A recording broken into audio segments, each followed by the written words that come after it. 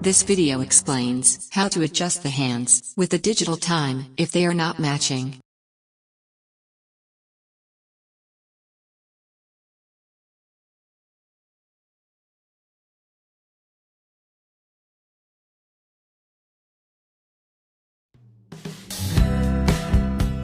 Press the mode button to return to timekeeping mode.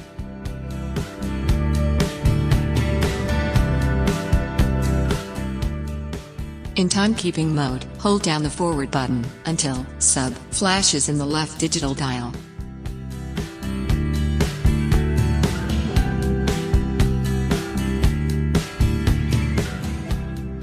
Adjust the position of the speed hand to 12 o'clock position using the forward button.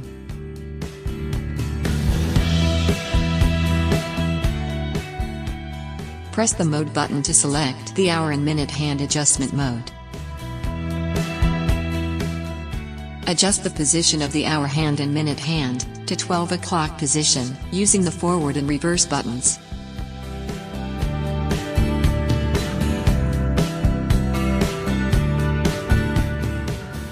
Hold down the button to move the hands in high speed and press again to stop.